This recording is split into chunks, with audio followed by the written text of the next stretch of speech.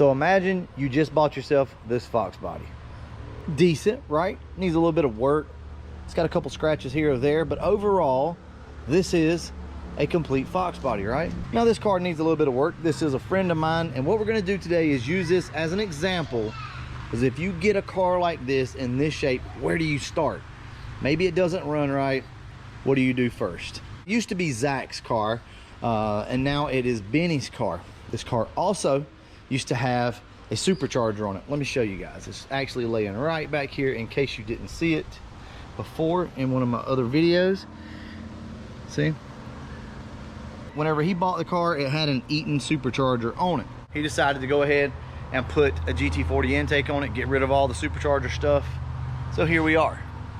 He says the car won't run good. I've actually already messed with it, truth be known. Then I figured, you know what, let's make a video about it. So I tried to put it back the best I could. So what I'm gonna do today is go through the tips and tricks that I use anytime I run across a new FOXBODY, right? Something that maybe somebody either brought over to me or a car that I'm looking to buy. A lot of times it's a super simple fix. Now let's think about this for a second. The car could be knocking, right? That's typically a bad sign. It's more than likely gonna be in the bottom end, or it could be, you know, the cam, or it could be even a roller rocker issue or something like that. Typically a roller rocker issue is going to be more of a tap, like a loud tap. But if you hear a loud thud, guys, it is what it is. I'm not saying don't buy the car, but now you're talking about something you can't just, you know, fix, like something you can't just plug up or cap off or whatever the case may be. Now you're talking major stuff. So with this car, I don't think it's that serious, but there is some other issues with it. Anyway, what we're going to do is go ahead and start this thing up, and I'm going to show you how I would quickly diagnose one of these cars. Now, with that being said, there are ways to go deeper into this, but we're talking about just looking and hearing right now what's wrong with the car, and we're going to go from there. All right, let me get you guys set up. Let's get this thing started up. So the first thing we want to do, obviously we want to listen to the starter, see if this thing's engaging correctly, if it's making some weird noises, whatever the case may be, right? I'm speaking more from if you're going to buy this car or look at it for the first time, something like that. But either way, this is a good thing to do.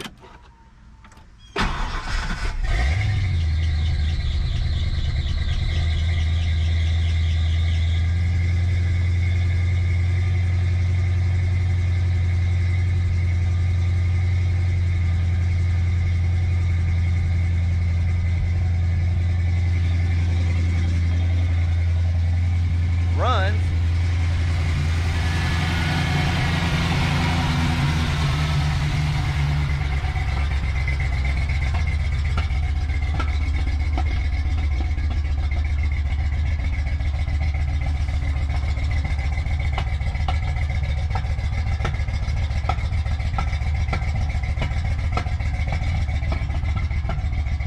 Okay, now this is actually new. It's not been doing this.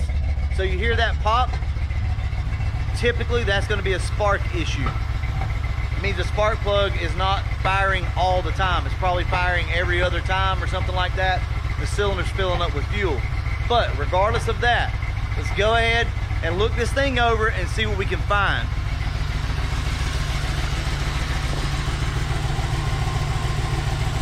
Okay, if you listen closely, you can hear an air leak, right? See, that's capped off there. Come around and look, it's getting louder. Oh, look at that.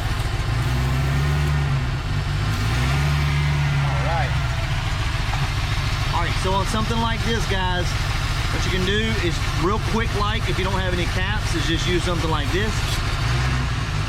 Plug it up. And now listen.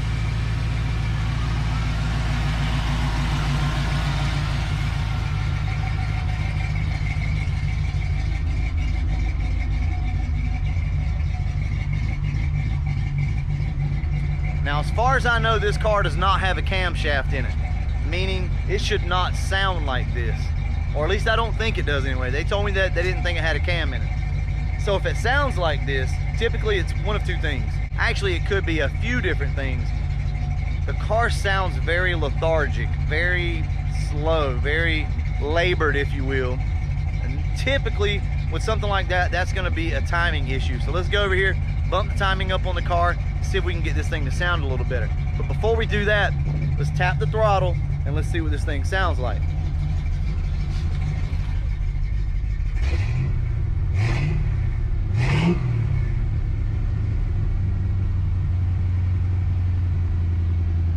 Okay, it's a little slow, like I said, a little lethargic. Also, if you have the correct tooth, if your distributor is in correctly, a lot of times you're close on your timing right here, but a lot of times these things are going to want to be bumped over about right there. Now instantly you see how the car sounds different. It sounds way healthier, a lot better. So you can tell the car immediately sounds better.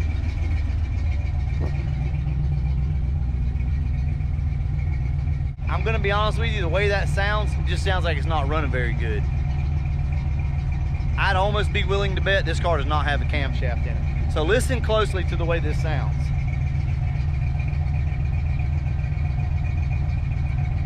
It doesn't really have a rhythm to it, right? Now, we don't know the timing. We need to go ahead and actually set the timing. But if you just run across one of these cars like this, these are some of the things that you're going to want to look over. Also, always go in and check and make sure your injectors are plugged in. This number 8 injector back here is really, really bad about coming unplugged. You can reach around behind the intake and verify this thing is plugged in. It's a little tight. Yes, it's plugged in. I can feel it clicking, so that's good.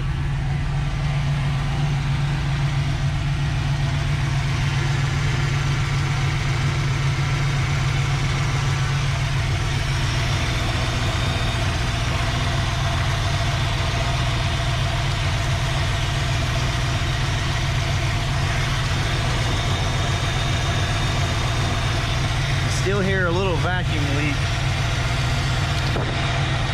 Well, yeah, of course I do. Look at that. Look at that, guys. Another vacuum leak. Look at that. So I told you I had looked at the car one time. Well, yeah, I looked at it one time. I didn't see that vacuum leak. So you see how the car pulled itself down immediately. That's a sign that this thing was pretty much running off a vacuum. So what we need to do now is probably go in and adjust the throttle blade, because it's probably been compensated for with the throttle blade. In other words, when a car has a vacuum leak, a lot of times it likes to idle a little high. So you'll try to lower the throttle blade back, the idle screw back. So I think that's what's happened here. Let's go ahead, plug this thing with just a bolt or anything, guys. Right now, it doesn't matter. You can come back later and you can put all the nice little caps on everything. But for right now, we're just gonna stick a bolt in this thing to make it stop leaking, and then let's see what we got.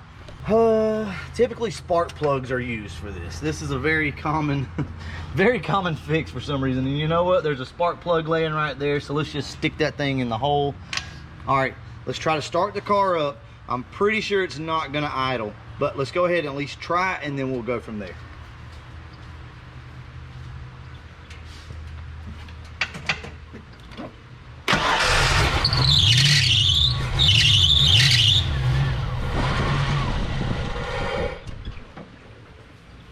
Okay, so as I suspected, this thing is not going to idle.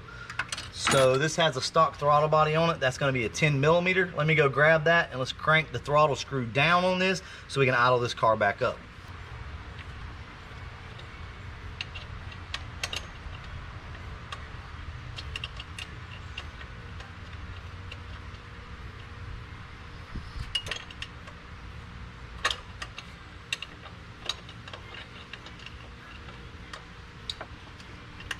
Okay, let's see if that's enough to get the car to idle on its own.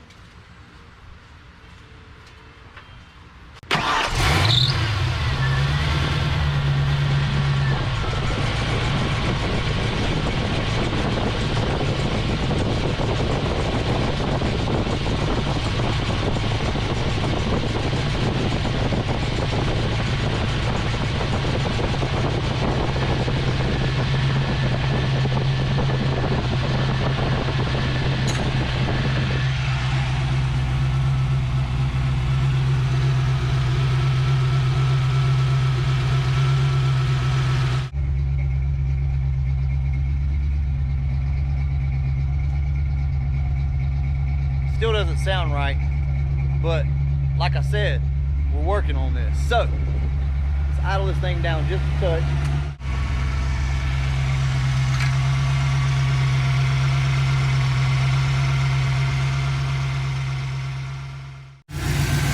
All right, so as you can see, we now have the car idling a lot better. So let's listen to it now. About 850, 900 RPMs. That a lot of times people will tell you these cars have camshafts in them and they really don't. That's not the case. A lot of times they just don't run right. Vacuum leaks will make one of these cars sound like it has a cam in it. Let's get this thing switched off. All right, guys, what's the purpose of me telling you this? Why am I doing this video? I mean, why did you not set the timing with a timing light? You know, why did you not cap everything off? Why didn't you smoke test it? Why didn't you check codes? Honestly, because a lot of times you guys run across one of these cars and you don't have your equipment with you and you just want to know, hey man, is this something serious? You know, can I get this car and then go back home, plug a few things up and get this thing running right? One of the main things that you got to think of when you're buying one of these cars, if you're mechanically inclined and you really want the car, it really doesn't matter. As long as the bottom end isn't knocking, for the most part, it doesn't matter, right? What's the worst case scenario on this car? Probably, if I had to guess, maybe a blown head gasket, right? That's a quick, easy, cheap fix. Now, I know that it's not an easy fix for everybody, and they say, well, that's easy for you to say, but honestly, it's very cheap nonetheless, right? You can't argue that. If you're gonna do it yourself, it's pretty cheap. So maybe you find this car for, I don't know, 2,500 bucks, and it just runs like crap, or maybe it just won't run at all, right? So you get over there, you make a couple little adjustments and you get the car to run better, and you listen and you don't hear any knocking or anything like that. It's probably gonna be a good purchase for you. So you can do these type things. Look for vacuum leaks, adjust on the distributor. You don't have to get the timing light out or anything like that. You can usually tell, adjust on the distributor. Like I said, you can unplug the mass air meter, see if it makes a difference, see if it hurts the car or not. A lot of times if you unplug it and it doesn't change, it could be a bad mass air sensor. Also back here on your map or BAP sensor, you can unplug that, see if it makes a change. It doesn't take a rocket scientist to work on the FOXBODY. All right, anyway, that's my method for going through something like this, figuring out what's wrong with one of these cars. I hope it helps. It's super simple. Anyway, I'll catch you guys in the next video. And as always, thanks for watching.